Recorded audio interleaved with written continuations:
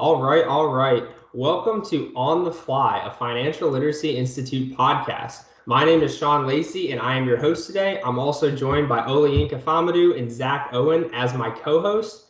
Today, we got a fun-filled, action-packed episode talking about our success mindset. So before we get started, guys, let's go through kind of what big things have happened within the last week, maybe 2 weeks for each of us. Yinka, you want to start off? Yeah, I can start off. Let's see. So yesterday was actually pretty big in terms of FLI stuff. Throughout the day, I spent about 8 hours, and I went back to my alma mater high school, and I spoke to several high school classes and got to reconnect with some of my professors as well. But spoke to several high school classes of seniors and juniors on SMART goals, on time management, and a little bit on financial literacy, obviously plugging FLI. But it was super awesome, super wholesome, because really what I stress to these kids is the stuff I'm about to teach you today. I wish someone taught me this when I was your age. Because I told them, I'm 22, you guys are 16, 17. If someone taught me this, I would, like, I'm killing it now, but I would be exponentially more like killing it, right? Yep. And these kids were attentive. They were attentive. They were asking really good questions. They were taking notes. It was lovely, right? And I can just realize that, that relatability and the fact that this guy, Yinka, went to this school, played on the same soccer field, studied in the same class. I can relate to him. If he can do it, I can do it. And that was beautiful. So I spent 8 hours of my day yesterday doing that. It was absolutely wholesome, very fulfilling. And then I may or may not be back next week as well, because they wanted me to come back to speak to some more classes. But also in the evening, I had my second mastermind meeting, which was great, wholesome. I think it was like 7 guys went out to Applebee's for a half price app. So that was great. We were there. We started at 9 and almost were there until close. I was planning to only be there for an hour and a half, but we were there almost until 12, because those conversations were so good. The activities were so engaging. Guys were asking a ton of questions. We were working off each other. Guys were networking. It was great. And, they're already looking forward to the next one. And I had people, because I posted it today, I had people slide up on my story and saying, oh, like, that's awesome. I didn't know it was going to be like this, or maybe some guys who went to the first one. I didn't know I could go twice. If I would have known that, I'm like, I never said you couldn't go twice. But people are, getting some FOMO, because it's like these are actually very, fulfilling for these guys who are coming through. So, no, yesterday was just the most jam-packed day in relation to my last 2 weeks, especially in terms of FLI. I love it. Hey, Gotcha. Great work, Inka. And honestly, that is why we do what we do, and that is our goal right there, to reach out to young people and to make an impact. So excellent work, Inka. Mm-hmm. Mm-hmm. Definitely. Good work, Inka. I have a mastermind coming up this Saturday, I believe. One coming up here. Looking forward to that. This week, I'm actually moving into my new apartment, new townhome, getting married in November. So looking forward to that. Crazy excited. But not quite as much. I'm still looking forward to my mastermind. So definitely. Absolutely. Hey, big life moves coming for everybody. So Yeah, that's exactly. awesome. And I would say too, on my end, I have some stuff in the works for real estate. Business is booming. Detailing's busy. My day job is picking up. Like it's a lot of stuff going on right now, and I wouldn't want it any other way. And I'm blessed to be a part of the Financial Literacy Institute and to be able to do this and host these podcast episodes and talk to all these people and build these relationships. So it's a blast, and it's a blessing all in one. Yeah. But at that, we're going to get started, get rolling into the first portion of our episode. So the success mindset, we're really going to dive deep into what it means to each of us, kind of how we've derived our version of success, how we've derived our mindset, where kind of the people that we talk to, the mentors, the podcasts we listen to, the books that we read, the ways that we get our information, and that we kind of create what success means to us. So the first question I want to pose to you guys is right along those lines, and it is, what does the success mindset mean to you? Gotcha. Great question. Yeah, I can start us off there. I think of success mindset to be very synonymous with the abundance mindset. And if you guys, have heard this term before, the abundance mindset very much says, juxtaposed to the scarcity mindset, is that there will always be opportunities, relationships, jobs, money, doesn't matter. Juxtaposed to the scarcity mindset, this is all I have. This is my lake. This is how much water I have in my lake, and I don't want anybody to splash into my lake, because then I'm going to lose water here and there. No, I'm like, it's always going to rain. I'm always going to be refilled. There's always going to be opportunities, right? And when I come to understand that, it's like I grew up in Richfield, Minnesota, right? And it's like all I knew for so many years was Richfield, Minnesota. This is all I know. And then I went to school in Akron, Ohio. Oh, okay, now I know Akron, Ohio. I know another state. Okay, got you. Oh, now I met mentors who are from California, who are in Boston, who are in New York. Oh, okay, now I'm getting different perspectives. And then I utilize books and podcasts. So I'm getting like, and I travel a lot as well. So like my mindset is just getting bigger. Like there's so much more out there. There's always going to be opportunities. There's, like I said, always going to be jobs, relationships, money. There's just so much. And then now you tie that to the success mindset. For me, it's like, if I fail, I'm okay with that because I know I'm going to learn from that failure and then now strive and do better and really like kill it after that, right? So the success mindset really is just moving away from that scarcity mindset, which we probably all had in our lives, and then really capitalizing on that abundance mindset and understanding that failure is a part of life and part of the game, and really failure is the best teacher. And I've happily, utilized that in my life to continue to succeed. So success mindset is just like, there's more out there, and if I don't get what I have right now, or I'm not getting this opportunity, like there's more to come. Yeah, definitely. Great points. So you kind of mentioned scarcity mindset versus abundance mindset, and I want to take that in kind of another direction. Growth mindset versus fixed. So along the same lines. So growth mindset is kind of taking different approaches to failure, to challenges, to feedback, right? So in a fixed mindset, which can be kind of pessimistic, people think if they fail, that's the limit of their abilities. That's all they can do. It's a mark on them that they're bad, they failed, and that's a bad thing, right? But you learn by failing, right? You learn way more by failing than you do by succeeding, right? They're thinking I'm either good at this or I'm not, and my abilities won't change. I either can do it or I can't, right? If you have a growth mindset, a very open and abundant mindset, you think challenges help me to grow. Failure is an opportunity to grow, right? I can learn to do anything I want, and feedback is constructive, right? If you have a fixed mindset, you're taking feedback and you're taking it personally, right? You're taking it as an insult, you're taking it as a slight to your character. But with a growth mindset, you're secure enough in yourself and you're confident enough in yourself that, feedback is constructive. You're taking it as legitimate information to help you grow. They like to try new things, right? They're inspired by the success of others, themselves. So it builds on itself. Growth and fixed mindsets are kind of mutually exclusive, right? You need to have a growth mindset to have a success mindset. Excellent. I love it. And I was worried when I was thinking of these questions too, because I'm like, what if we say that we each say the same thing, but we all have three different answers, which number one says that like the success mindset isn't mutually exclusive. We each have our own kind of definition of what success means to us. And then on my end, I want to look at kind of, I guess my meaning of success involves being intentional.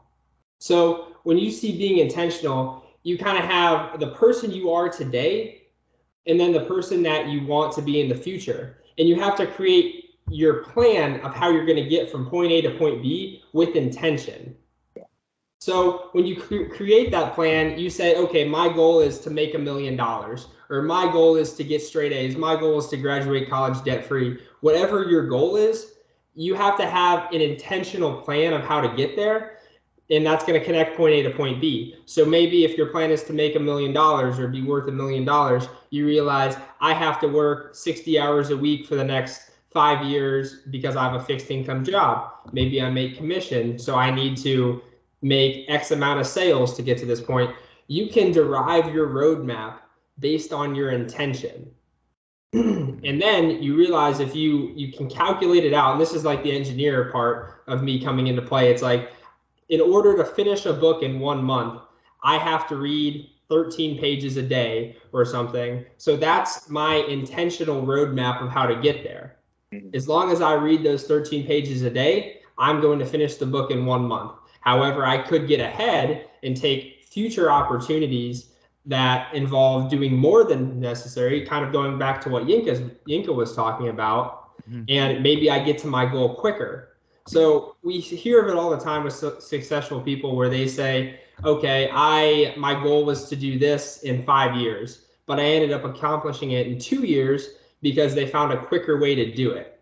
And I think that all kind of circles back to what your intention is. And if you can convince yourself that you're capable of doing it, you're going to do it. Yeah, 100%. 100%. One last thing I actually want to add to that with the last statement you just mentioned too, right? It's I think Zach might have mentioned this before. Whether you think you can do something or whether you think you can't do something, you're right. You know what I'm saying? So you most definitely lead your own life. And if you go with the mindset that I can do this and remind yourself, I know we talked about this on other podcasts, whether it's affirmations, whether it's you writing this down, you can see it. It's a vision board. It's SMART goals, which, may or may not talk about later. But it's all these things that kind of you can set up. You can literally set up your life the way you want to just by the decision that you make, because your life is as a result of the decisions that you make. So that's the first part. The second part that I actually add into this as well is, I've said this multiple times, but I very much live by this, is that I genuinely think of life as a game, right? So I was expressing this a little bit to some of the kids I was speaking to yesterday, especially some of the young guys, right, who are they're younger, high school age, and they love playing the FIFA, the Call of Duty, the Fortnite, the Apex, and they will spend multiple hours grinding to be successful in that game, hit master prestige, hit whatever the highest rank in all these games are, right? When if you take that same kind of energy, that same kind of time commitment, and apply it to your real life and get master prestige in real life and be successful in your real life and see all these achievements, whether it is monetary, whether it's relationships, whether it's jobs, whether it's opportunities, whatever it is, that is because you were able to transcend that kind of energy into the game that is life, but then also set yourself up for succeeding in the way that you wanted to, right? And I very much have seen that, because I have been back in the day. I was a gamer. I don't game that much anymore, not only because I don't really have the time, but I just view like myself and what I do as an open world. I don't even know that, like, open world role playing game, right? Something like that, where I am my own person, and the currency, again in Fortnite, it's like V-Bucks. In real life, it's money, right? And the kind of side missions, whether it's networking, or it's job opportunity over here, or whatever it is, right? I have fun doing it, and again, I'm going to fail, and that's inevitable, and that's fine. But I want to succeed. I tell myself every morning, today's going to be a great day. We talked about that before. So I already set myself up in a mindset, in a mind state, that I literally, like, I will fail, but in a way, like, I can't lose. Does that make sense? Yeah. So like, that succeeding is already set up in here, and it just, like, I lead that, and then I see it. It's so weird. So yeah, you really do lead your own life. If you want to succeed, just start thinking like it, and you'll start to see it. It's very weird, but it's like magic. And I like the point that you said there too, is that you wake up each morning and you set the tone for what your day is going to be like. You could wake up in the morning and say, today's going to suck. It's raining outside. It's 10 degrees. Why do I have to deal with this? Or you can wake up in the morning and say, today is going to be a phenomenal day because I am in control.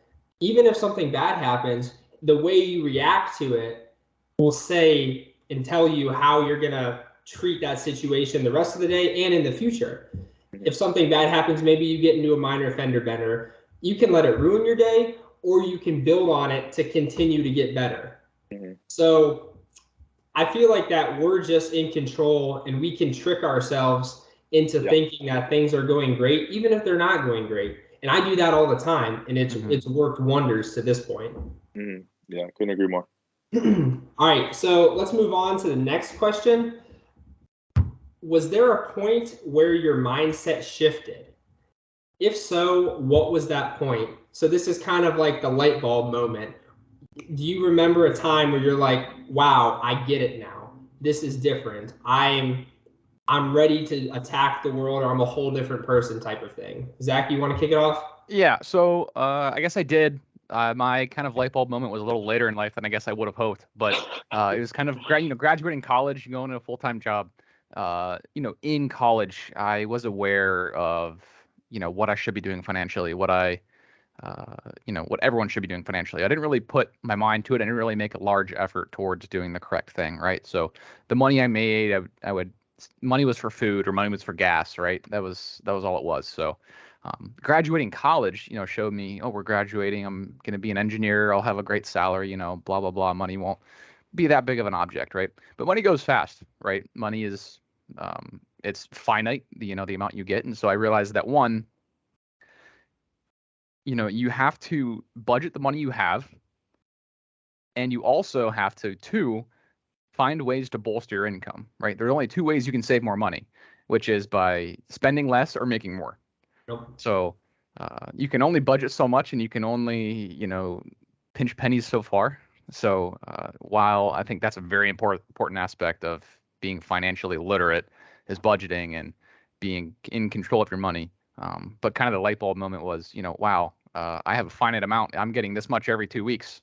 I can't just go spend money on this and that. So realizing that the only way to save more money, to become more financially independent, is to budget more and to make more. That's kind of where I wanted to put my efforts. So that was kind of a light bulb moment for me. That's beautiful. That's beautiful. I will add, I can relate to that 100%. My moment though has to be, it's actually like a period. It's a time period. And you guys may or may not have known this, but I was an RA these last like 2-3 years at University of Akron. And being an RA, it's fun. Like, you get to participate in a lot of formulating a lot of events for students in the res halls, but also being like a leader, and which I very much am good at both of those things. But kind of, some people could see this as a downside, and I started to see it as a downside the first semester. But I started to understand, and I started to take advantage of it. And what I'm talking about is, as an RA, you get to have your own room to yourself, which sounds all fun and great, right? Until you realize you're lonely all the time. Yeah. And on top of that, I'm an out-of-state student, so I'm lonely all the time, right? And that does sound bad, and it did. It was like sophomore year. I was like, oh, I'm excited to be an RA. Oh, let's do this. And then I'm like, I'm lonely all the time. Yeah. But what that taught me, especially even as a man, but you don't have to be, it doesn't have to be pertaining to your gender. But for me, especially as a man, I was able to take that solidarity and understand and learn discipline, even though I had it growing up. But this was like, I'm the only one who's in this room by myself all the time. And whatever happens in this room, it's only me. And if you guys are, people of faith, whoever's listening, it's me and God. That's how I view it. Okay. So for me, what I learned through this period, which is that mind shift for me, is that, and especially with COVID too, I was still an RA. I took a lot of this time that I had to myself, by myself, to cultivate habits that I knew no one else is going to keep accountable for me. No one else is actually watching me but myself. So that's stuff like hitting the gym, wake up at 5 a.m., hitting the gym by 6, which I still do to this day. Reading books. I'm able to, even just do like meditation in my room sometimes. I'm able to, get to bed at a certain time. All these kind of disciplined things, which, kind of led me to a certain mindset and to form certain habits, again, that I still hold to this day, that have led me to success and seeing success. And, for me, and I know for a lot of people, they can probably see like, Yinka, and I've heard this, especially from my siblings as well. Like, Yinka, don't you seem like you're working too hard? You're not having fun. Fun is defined in different ways.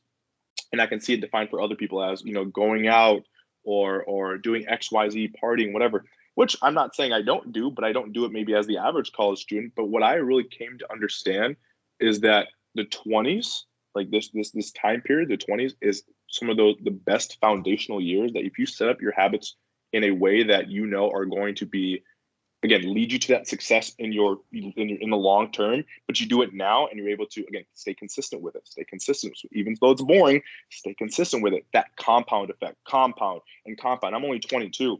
I'm 2 years into the 20s, right? And I'm already killing it. So I'm super excited to continue compounding these habits that I formed in a lot of this solidarity, to try to see kind of where this comes out to, because I know it's a long game. I know I'm not seeing the fruits of my labor now, but me understanding, again, also kind of being a man that I understand that I am, like my prime is 28, like even 30. I know that I continue to do these kinds of things, and I'm going to see the fruits of the labor in the long term, in the long game. So I'm seeing that, but I learned a lot of those things during that time period of solidarity, which again, initially was like, oh, this kind of sucks. Oh wait, with my mindset, let me take advantage of this and actually use this to my advantage, which I most certainly did. And COVID was another one of those periods, right, where a lot of things were canceled, a lot of things were online, a lot of in-person events where I love to be social were just canceled.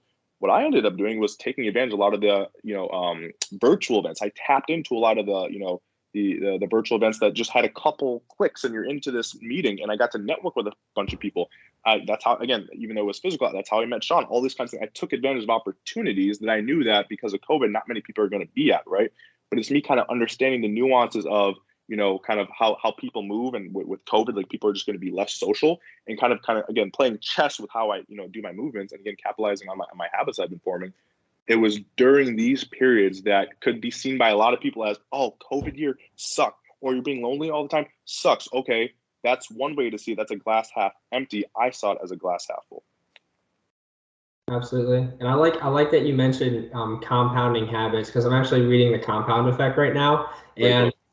100% that's that same type of thing.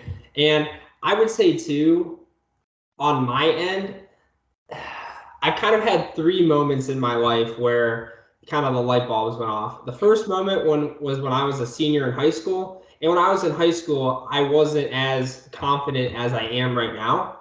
And it took me a while to kind of realize, oh, I don't have to worry about like what other people think. And I remember it was like the winter of my senior year after football season is when that light bulb went off.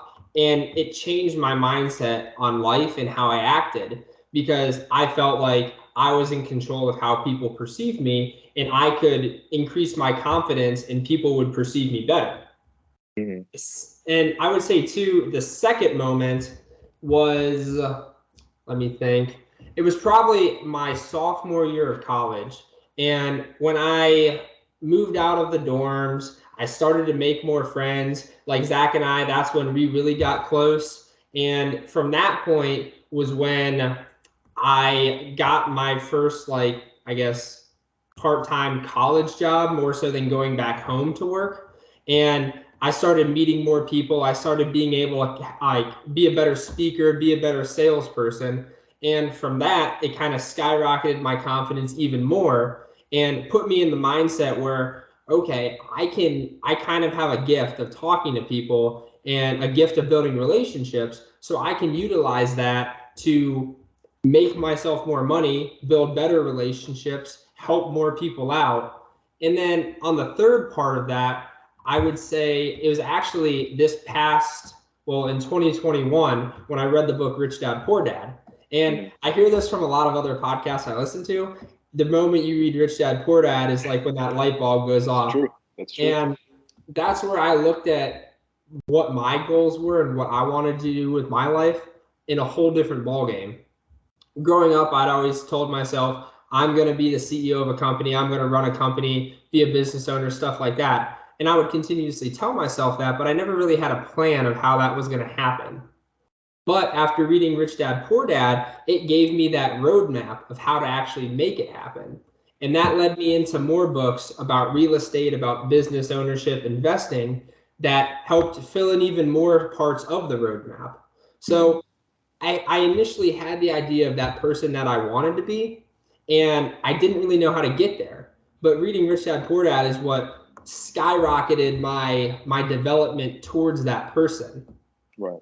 And from there, it's gotten me into real estate. It's gotten me into my owning my own businesses. I'm still in the part where I'm trying to figure out how to go from sole proprietor to investor slash business owner. But it's all a learning process. And even with the Financial Literacy Institute, I've learned so much about what goes into it.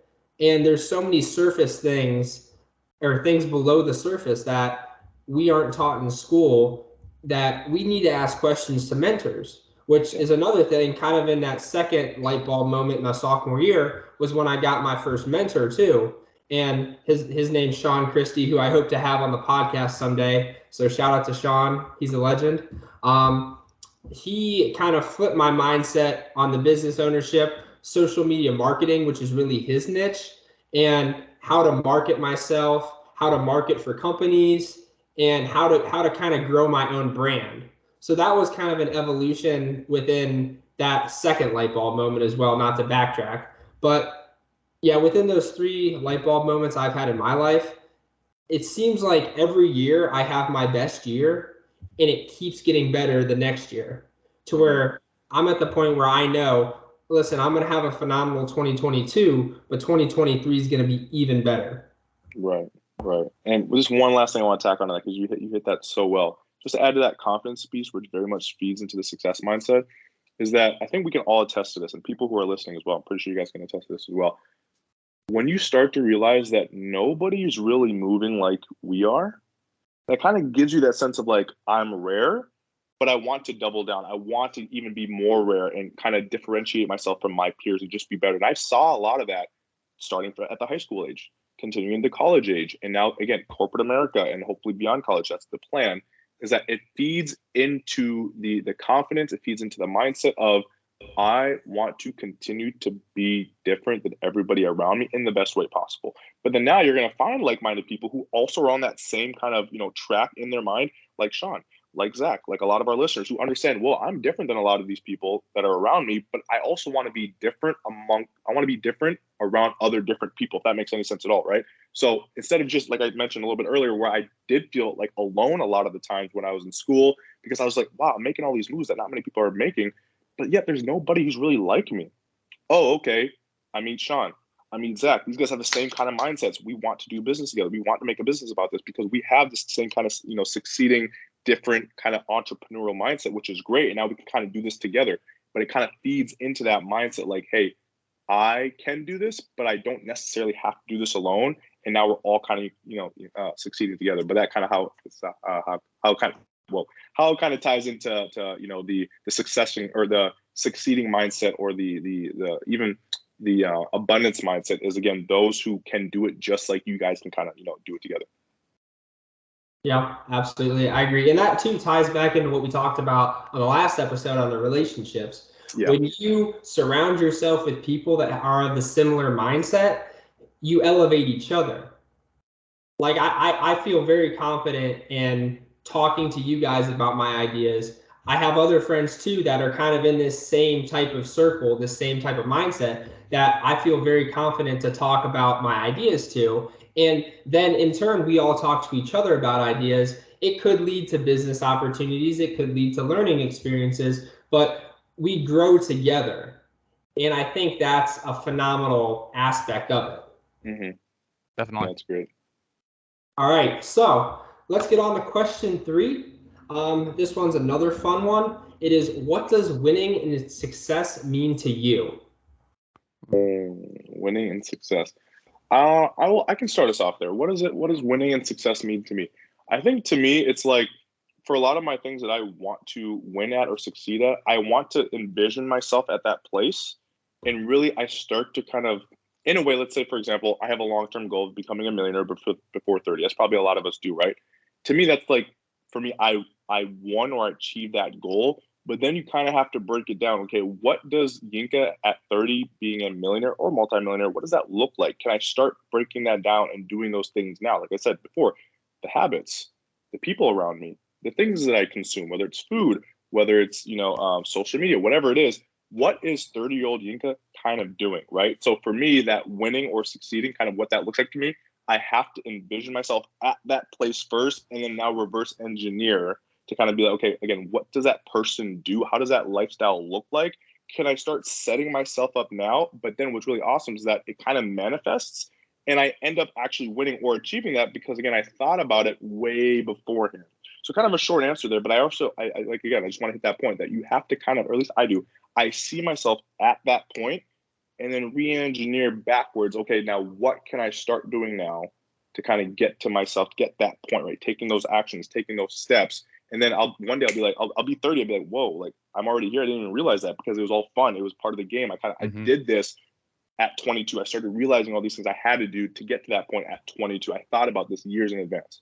Right. Yeah, great point, Yinka. And so one aspect of what you're doing, I think, is great. Is you're competing with yourself, right? Yeah. So you're getting 1% better every day. There's that saying. So as long as you're competing against yourself and getting better than yourself every day, I think that's the definition of winning and success. If you start comparing yourself to other people, someone else is always going to be richer than you, always going to be wealthier, always going to be better looking, more athletic, whatever you're trying to achieve, someone is always going to be better, right? So as long as you are focusing more kind of introspectively and on yourself, you're going to win and succeed more often. You're going to build upon yourself faster.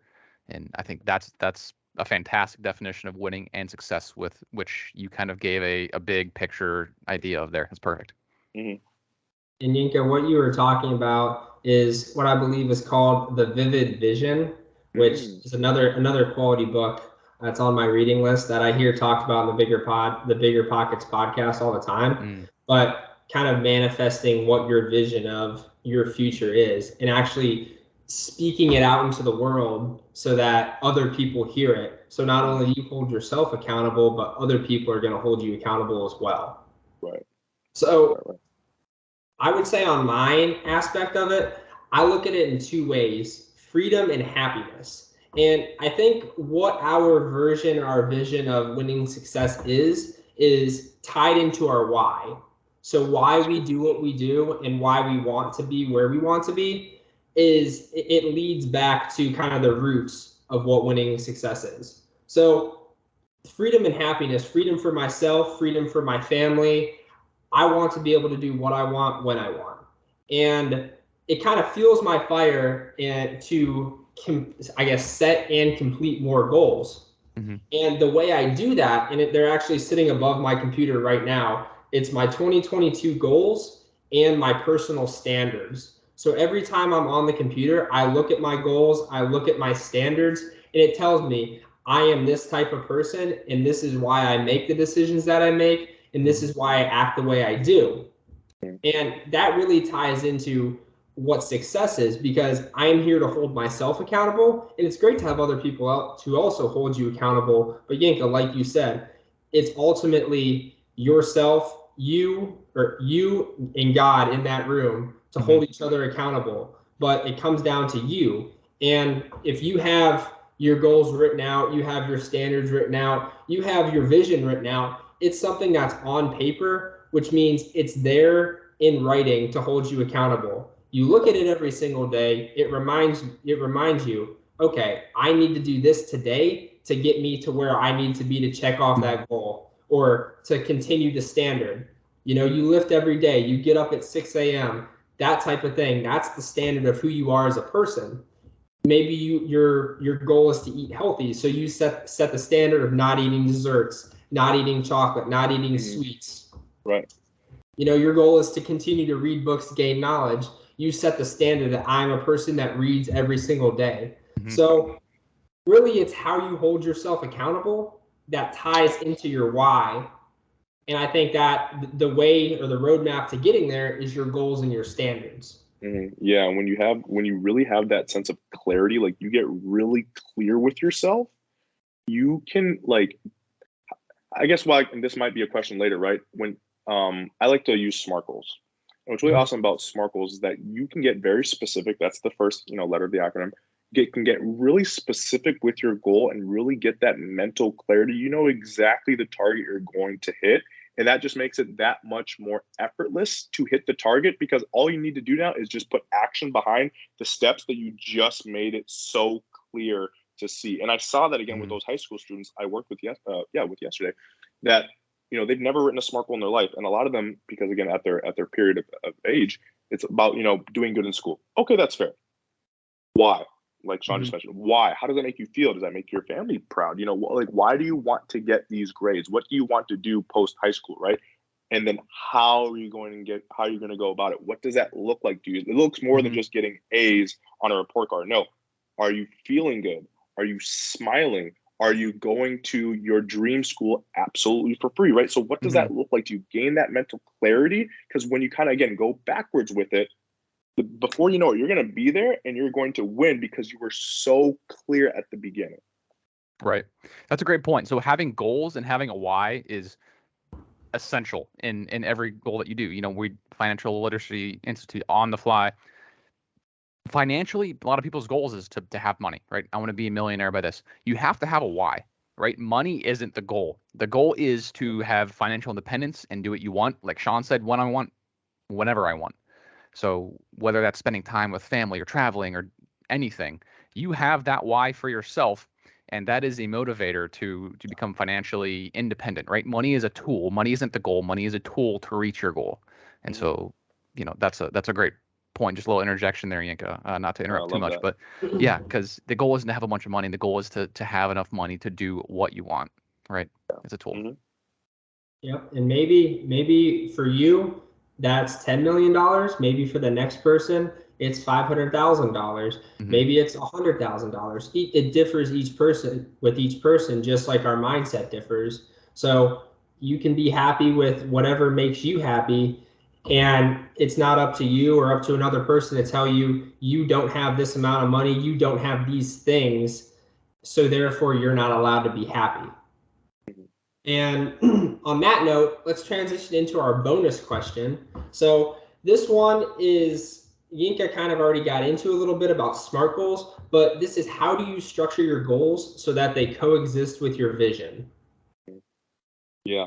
Again, yeah, like you just mentioned, I did already tap into it, but SMART goals, it's so crucial, and I didn't understand like the severity of these SMART goals until I completed my first one, which was a little over a year ago when I paid off my car. I literally had I might have mentioned this in a different podcast.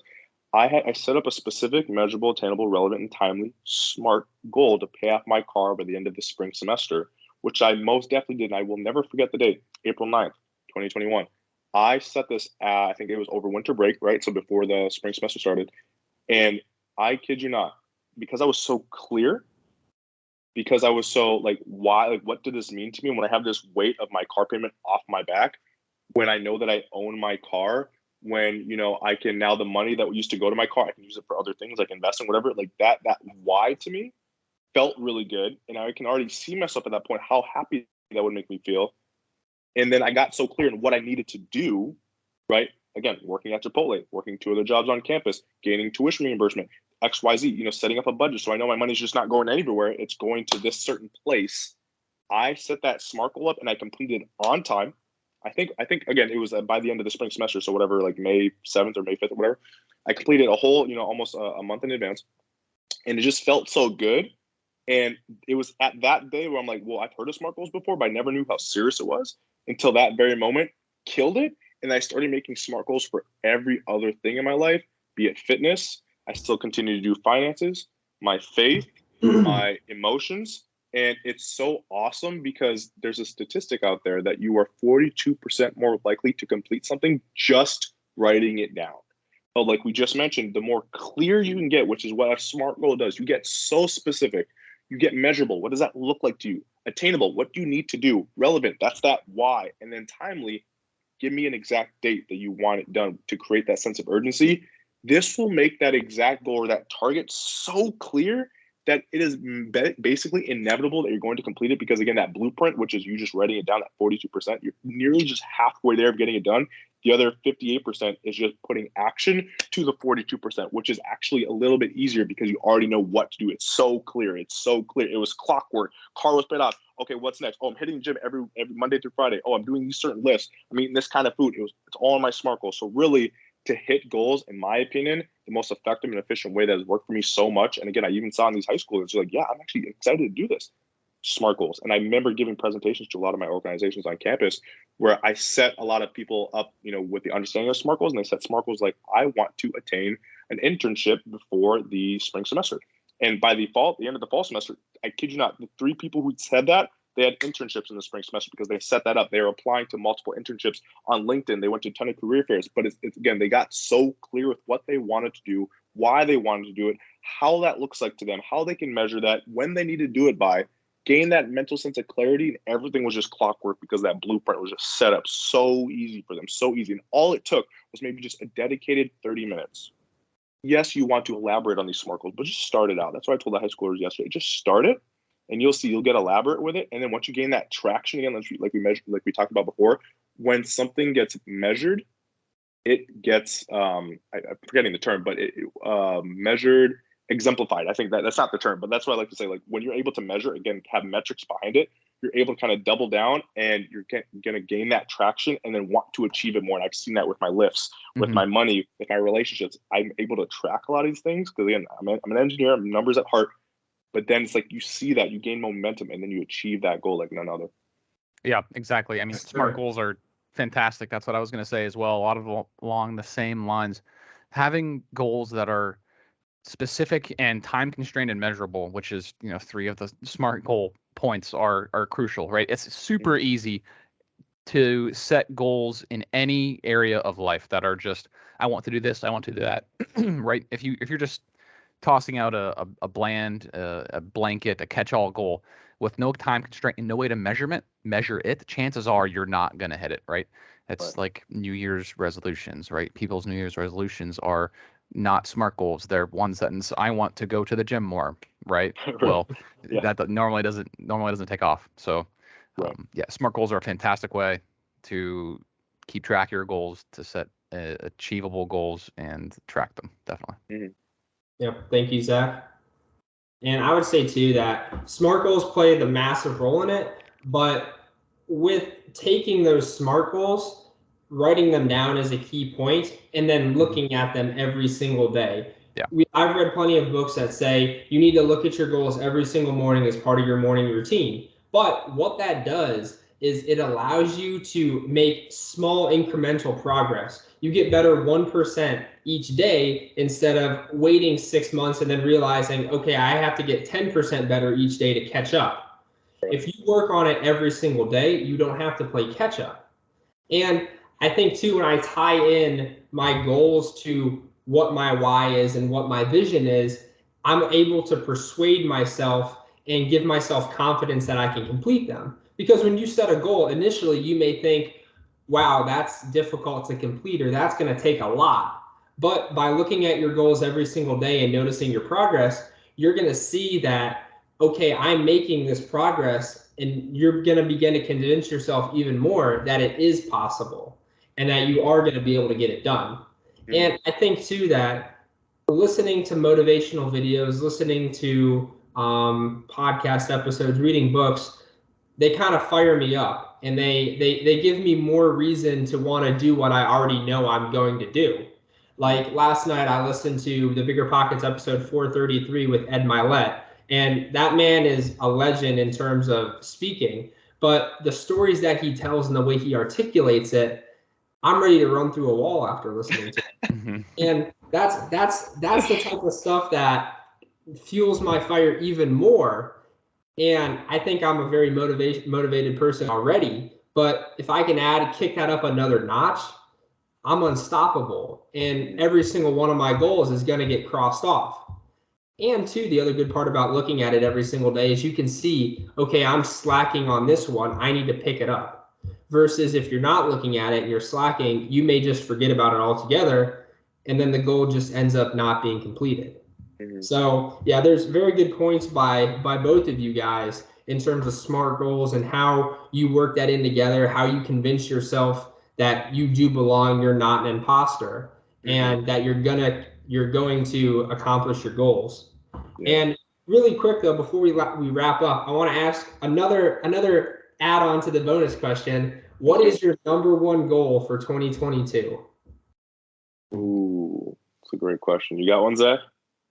I got a few. I'm trying to figure out, what's kind of the most applicable, the best one here. Yeah, I mean, if you're thinking, I could probably go. Yeah, go ahead, Yenka. Yeah, so for me, I'm really transitioning into kind of getting super serious into my physique, right? So my SMART goal, one of my goal, but again, it's a SMART goal for me, is really doubling down and understanding the bulking and cutting phase when it comes to, working out and lifting. But then again, that in tandem with certain diets, right? So within the bulking phase, you're really focusing on carbohydrates and proteins and caloric surpluses, right? So I'm starting to understand a lot of this. So in my SMART goal, it's talking to people who are in some of these groups I'm a part of. Hey, what do you guys do? I have people in these groups who are like their business is in lifting or is in physical fitness. Okay, so they are a professional. In my SMART goal, what I need to do in my attainable, what I need to do is reach out to these people, maybe have biweekly meetings. I need to read certain books. I need to, go around research. I need to actually try a lot of these things, trial and error. And I'm seeing, because I started this about a month ago now, I'm seeing a lot of results. I'm able to measure this. I use a specific app called Gymbook. Really great app. And, so right now I'm currently in my bulking phase, and then I'm going to be starting my cutting phase in June. I'm super excited about it because that's one of the things I've always really wanted to work on. But for me to actually see and capitalize on a lot of the, successions of this goal, I needed to make it a SMART goal because this is something I've always wanted to work on. But I'm like, when I know I'm going to create a SMART goal, it's like I'm actually now committing to it. When I write this SMART goal down, it's like I'm going to do it. So that for me is like my number one goal, and I'm going to crush it by the end of the 2022. Is I want to be, I think if I'm not mistaken, an 8% body fat, and then I think it's like over 180. I think it's like over 180 pounds of lean body mass. So I'm looking forward to it, and I'm tracking it. And again, I have it as a SMART goal, so it's gonna get done. Yeah, definitely. Awesome. Love it. Yink, I might have to talk to you about that. I kind of like that idea. So I'm gonna go. So my goal is kind of secondary income, right? So right now I have a full-time job as an engineer, but it's been kind of a goal of mine for a while to make a secondary income to bolster my income, right? Like I said earlier, there's two ways to make more money. One is spend less, and two is make more. So I have, I've done a couple of things here and there in the past, but I want to, make them SMART goals, put them down on paper in specific, measurable, achievable ways, and make one step every day, complete something every day, get 1% better, 1% closer to that goal every day. Because I think the biggest fault in achieving goals, for me and many people as well, I'm no exception, is just kind of getting away from it, getting lazy. Say, oh, I have a good plan, I have a good idea, I'll do it later, right? So taking one step each day to achieve a goal is something great, something everyone can do using SMART goals, and that's kind of mine towards secondary income, definitely. That's awesome. Absolutely. Thank you, Zach. And mine is very simple. It's a financial goal, and it's to make $100,000 in W-2 income in 2022. Yep. And that's what I wake up every morning thinking, what am I going to do to make $100,000? And so far, it's the trend is looking very nice. So yeah, I have full faith and confidence that all of us are going to accomplish those goals, along with every other goal that we have on our list. But really from there, it's about time to wrap up. So, we've been talking for 45 minutes now, and we discussed some hard-hitting topics in terms of the success mindset, what success means to us, how our mindset shifted, and it's not limited to people just like us, because we're your average everyday people. We're not multi-millionaires at 20 years old, unfortunately, but it's possible for every one of you listening to set your own goals, to build your mindset that that you can achieve anything you think of. It's the age-old adage of you can do whatever you set your mind to, or you can be whoever you want to be. But as corny as it sounds, it is true.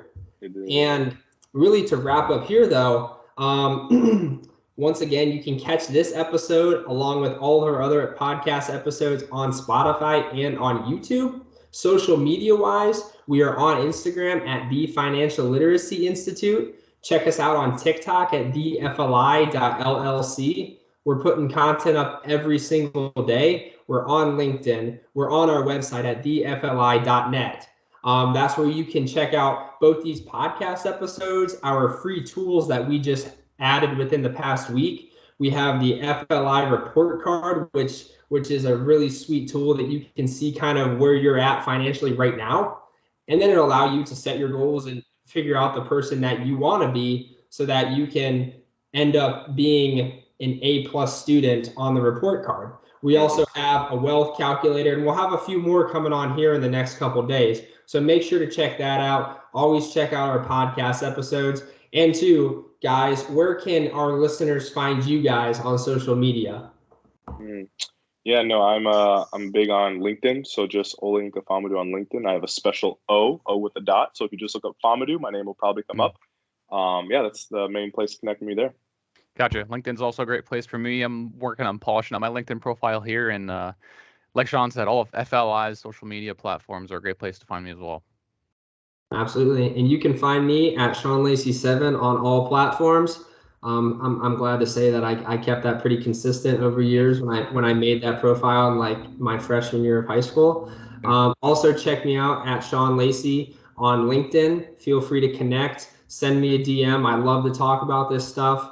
And if there's any way that we at the Financial Literacy Institute can help you out, feel free to reach out, whether it's to us personally or on FLI Instagram, YouTube, Facebook, LinkedIn, whatever. But with that, thank you guys for taking the time to answer these questions and give a little bit of insight into your lives and what your mindset's like.